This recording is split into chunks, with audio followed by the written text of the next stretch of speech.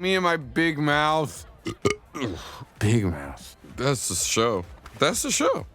Hey, you. You're home on the elliptical watching this. I see you.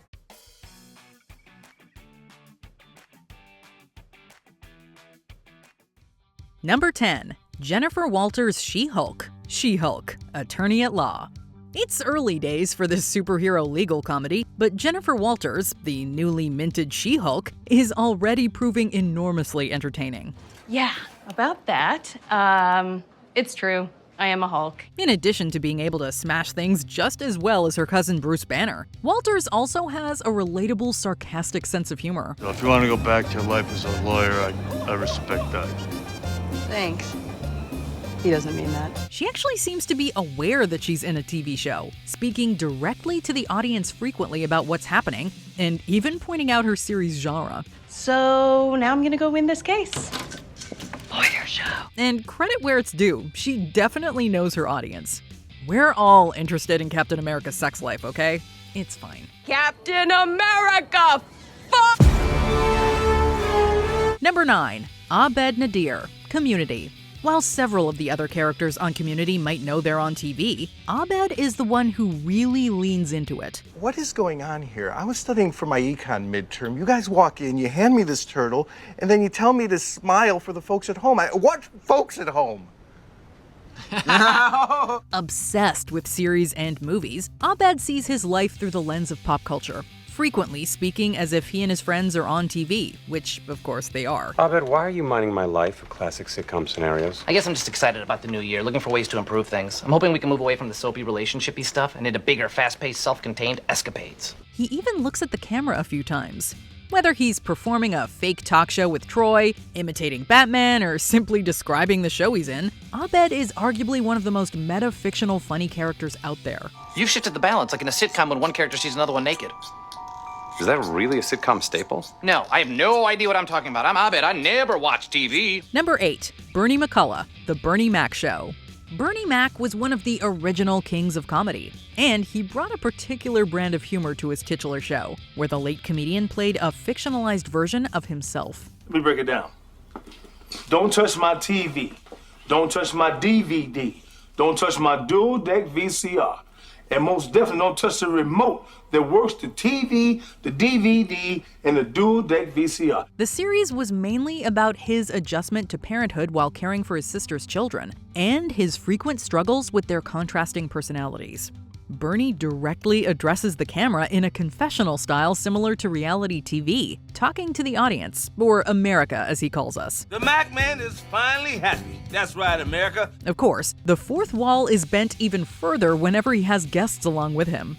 Remember that time the American Idol judges showed up for no reason? That was something. Yo, what's up, man? Randy? Bernie, how you doing, man? What you doing these crazy commercials, dog? What's up with you, man? Number 7. Malcolm. Malcolm in the Middle. The kid that gives this show its name, Malcolm is the genius, sarcastic member of his outrageous family. We're doing this new thing called the circle game. Basically, if you can make the other guy look at your hand when you're doing this, below your waist, you get to hit them in the arm. It's stupid, but hey, you get to hit people. In response to much of his family's absurd behavior, Malcolm will speak directly to the audience about the events of his show, usually in reaction to something going wrong or simply to give us some context. I've been awake for a week straight. First 96 hours were tough, but I really think I'm starting to get my second wind.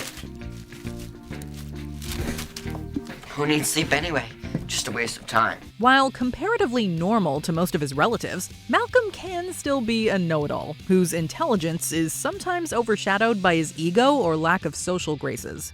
Still, when one's family is as dysfunctional as his, it's impressive that he manages to be as well-adjusted as he is.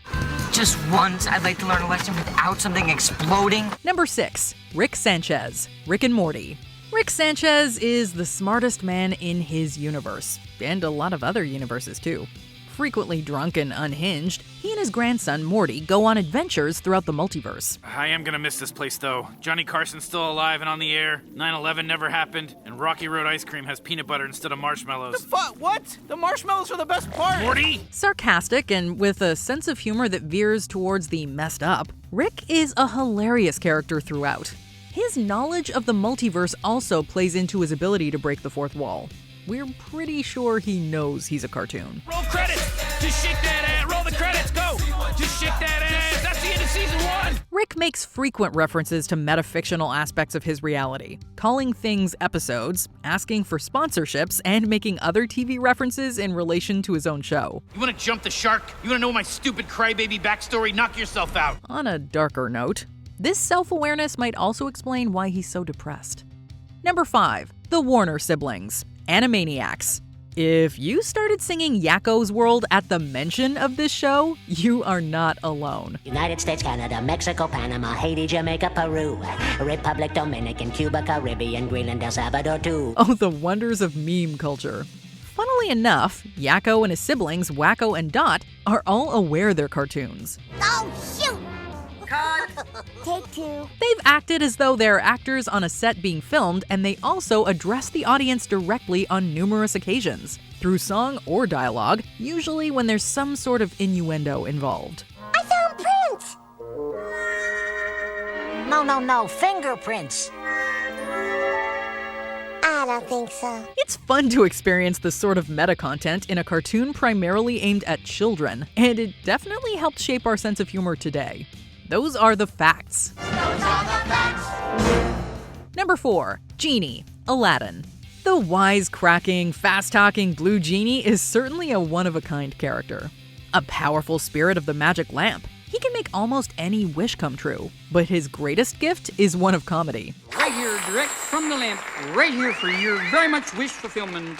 Thank you. Whoa. While he may not speak directly to the camera as much as other known characters who break the fourth wall, Genie does so in other ways. Namely, he makes modern pop culture references that should take place hundreds of years in the future in his world, but that are mostly contemporary in ours. Genie, I need help. All right, Sparky, here's the deal. If you want to court the little lady, you gotta be a straight shooter. Do you got it? Sure, he could be making the jokes for his own amusement, but it feels like he's playing to an audience, and it certainly isn't the people around him. Your line is, I'm going to free the genie. Anytime. Number 3. Ferris Bueller. Ferris Bueller's Day Off. Anyone? Bueller? The most popular kid in school and spoiled rotten by his parents, Ferris Bueller may be insufferable to his sister and principal, but he's just so dang charming. How could I possibly be expected to handle school on a day like this? During his memorable day playing hooky, the teenager speaks directly to the audience many times. He explains his schemes, talks about his friends, and remarks on new developments. Ferris, please, not too far. You're gonna get busted. A, you can never go too far. B, if I'm gonna get busted, it is not gonna be by a guy like that. Ferris may not be part of a long-running show or movie franchise like many other iconic characters who break the fourth wall, but he and his film have left quite their impact on meta humor spanning through decades. The rest of our list may as well go home. You're still here? It's over. Go home. Number 2. Fleabag. Fleabag. The unnamed protagonist of this series, Fleabag is a free-spirited, snarky woman who, while she makes plenty of questionable decisions, is always hilarious. He says that last night was incredible, which you think is an overstatement, but then he goes on to say that it was particularly special because I've never managed to actually up the bum with anyone before. Prone to saying the wrong thing or putting her foot in her mouth, Fleabag is a very relatable lead. It's helpful that she talks directly to the audience, often making funny asides during conversations, in which she says what she's really thinking. What do you do? Oh, I work in finance. What? Across 2 firms, one in Finland and one here. No, she's a lawyer. Most fascinating of all, though, is that some characters will actually acknowledge when she does this, thus adding some cool metafictional elements to the series and layers of depth to Fleabag's character. What was that? What? Where did you just go? What? You just went somewhere. There. Before we unveil our number 1 pick, here are some honorable mentions.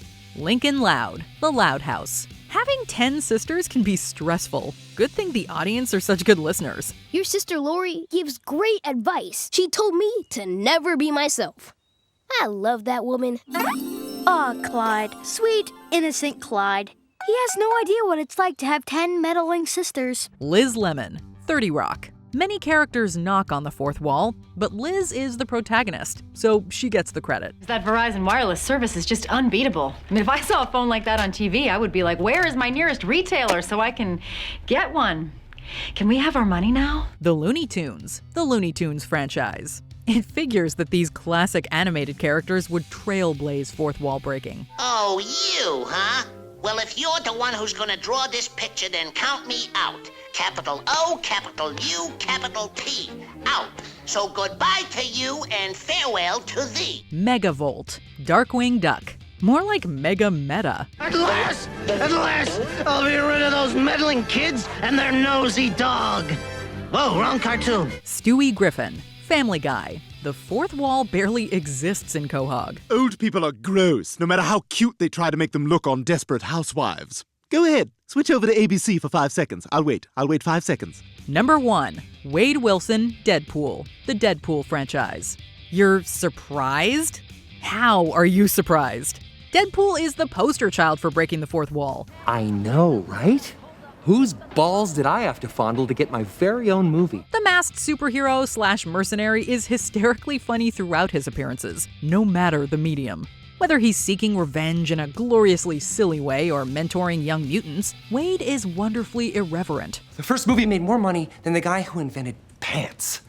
Okay, they can't just dust off one of the famous X-Men. How about that Potts with the giant pigeon wings? What do those do anyway, huh? Carry him 3 feet off the ground to snatch up the nearest muffin crumb? He often addresses the audience directly, narrates his films, and even moves the camera. Deadpool also pays tribute to his fellow fourth wall breakers. The man's got good taste. Well, when he isn't making jokes in bad taste, at least. You're still here. It's over. Go home.